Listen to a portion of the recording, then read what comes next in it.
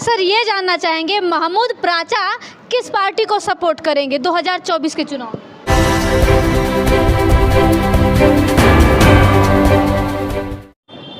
जी हाँ, मैं समता की सपोर्टर हूँ, मैं रोशनी रिपोर्टर हूँ। नमस्कार, मैं हूँ आपके साथ रोशनी और आप देखना शुरू कर चुके हैं सोशल मीडिया, वही सोशल मीडिया जिस पे आप भरोसा करते हैं, क्योंकि आप ही लोग का कहना है कि गोदी मीडिया जो है सच नहीं दिखाता है।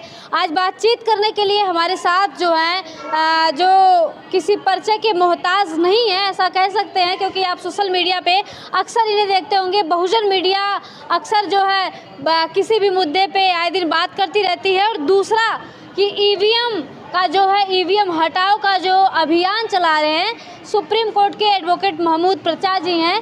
इनसे बात करेंगे कि अभी इनका जो अभियान था वो तक कहाँ तक पहुँचा है, और इस वक्त अगर दिल्ली में है, दिल्ली में जो प्रोफेसर रितु का प्रोटेस्ट चल रहा था वो कितना सफल हुआ है, क्या कुछ हुआ, सब पे बात करेंगे। स्वागत है सर हमारे चैनल पे आपका। बहुत बहुत शुक्रिया और मैं आपको बहुत मुबारकबाद देता हूँ। आप बहुत ही एक अच्छी रिपोर्टर हैं, और जो हमारे टीवी चैनल्स पे ये जो कोट टाई लगा के बैठते हैं लोग जी, उनसे कहीं ज़्यादा अच्छी रिपोर्टिंग कर रही हैं आप, तो मैं आपको सबसे पहले तो मुबारकबाद देना चाहता हूँ।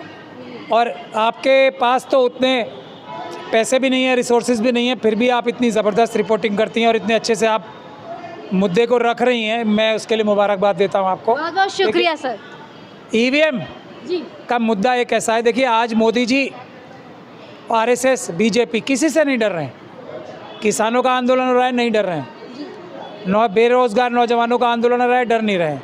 महिलाओं का आंदोलन हो रहा है। अभी आंगनवाड़ी जो महिलाएं वर्कर्स थी उनके ऊपर पिछले संडे को मोदी जी ने पुरुष पुलिसकर्मियों से लाठीचार्ज कराई। किसी से ना जो रिटायर्ड फौजी हैं उनसे भी नहीं डर रहे। किसी से क्यों नहीं डर रहे? क्योंकि ये ईवीएम के माध्यम से चुनाव जीतेंगे। डॉक्टर रितु का एग्जाम्पल आपने दे ही दिया। वो एक देश का हर एक यूनिवर्सिटी का इतना बड़ा आंदोलन बन चुका है। हर एक देश का जो बेरोज़गार नौजवान है आज उस आंदोलन से जुड़ रहा है, लेकिन मोदी जी को कोई फ़र्क नहीं पड़ रहा। उसकी वजह सिर्फ एक है कि वो ईवीएम के माध्यम से चुनाव जीतेंगे। उन्हें एक भी वोट की, किसी भी जनता के एक भी वोट की आवश्यकता ही नहीं है। तो इसीलिए हम सबको मिलके सबसे पहले ईवीएम को हटाना ही पड़ेगा, किसी भी हालत में हटाना पड़ेगा, किसी भी कीमत पे हटाना पड़ेगा। और देश की जनता अब जागरूक हो गई है और वो ईवीएम के खिलाफ हो गई है। तो मुझे पूरा भरोसा है कि बहुत जल्द ईवीएम के बगैर चुनाव होगा। कल मैं अपने ऑफिस में इसके लिए एक प्रेस कॉन्फ्रेंस भी करूंगा और ये बताऊंगा डिटेल में कि ईवीएम के बारे में जो ये बोली जा रही है बात कि अब तो सारी तैयारियां हो चुकी हैं, समय कम बचा है, कैसे होगा, तो इस बार ईवीएम से ही चुनाव करा लेते हैं। तो कल हम एक बड़ी प्रेस कॉन्फ्रेंस करके ये बताएंगे कि ईवीएम से चुनाव कराने का कानूनी प्रावधान है ही नहीं। कोई प्रावधान है, पर वो एक ऐसा प्रावधान है कि अगर पेपर बैलेट से किसी वजह से चुनाव ना हो सके तब किसी मजबूरी में चुनाव आयोग एक कॉन्स्टिट्यूंसी में, दूसरी कॉन्स्टिट्यूंसी में, कुछ कॉन्स्टिट्यूंसी में ईवीएम से चुनाव करा सकता है। तो ईवीएम से चुनाव कराना धोखा है, गैर कानूनी है। एक तरीके से देखा जाए तो कानूनी तरीका, जो पहला कानूनी तरीका है वो पेपर बैलेट से ही चुनाव कराने का है।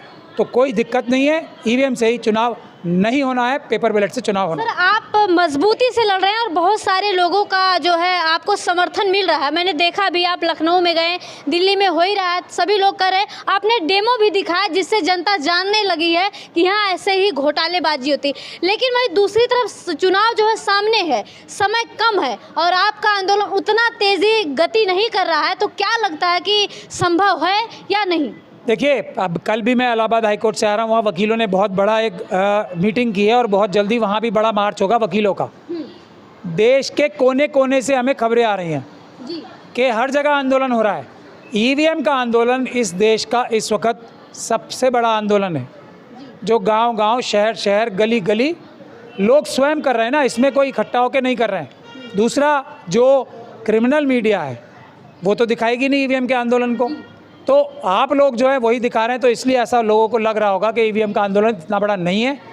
आज ऐसा माहौल बन चुका है कि कोई भी पॉलिटिकल पार्टी ऐसी नहीं है जो ईवीएम के आंदोलन से ना जुड़ने वाली हो या जुड़ ना चुकी हो।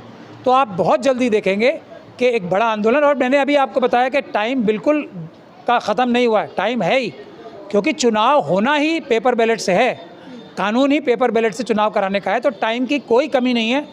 टाइम पेपर बैलेट से चुनाव कराने के लिए और ईवीएम से चुनाव कराने के लिए, और तैयारियां एक जैसी ही होती हैं, एक ही समय पे होती हैं और उसके लिए अभी बहुत समय बाकी है। ईवीएम से सिर्फ चुनाव ये है कि बहुत महंगा होता है, ईवीएम से चुनाव खतरे भरा होता है, ईवीएम से चुनाव ज़्यादा पैसे लगते हैं और ज़्यादा देर लगती है।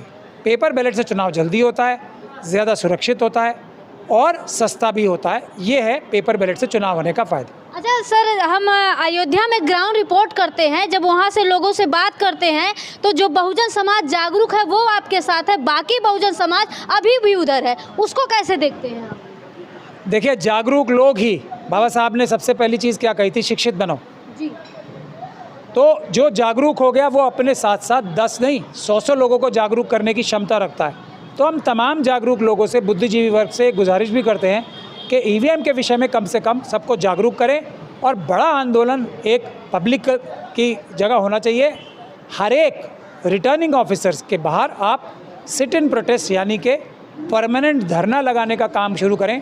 आगे की कार्रवाई हम आपको बहुत जल्दी, हम और हमारे साथी आपको बहुत जल्दी बताएंगे। अच्छा सर, वही दूसरी तरफ जब हम बात करते हैं ये भी बात निकल कर आती है, बहुजनों को नेता तो एक है ही नहीं, ये टुकड़ों में बटे हुए हैं। अगर ईवीएम पे हम इसका जिम्मेदार ठहराते हैं कि सरकार उनकी ही बनती है, तो इसको कैसे देखते हैं कि जो बहुजन समाज के नेता बटे हुए हैं टुकड़ों में?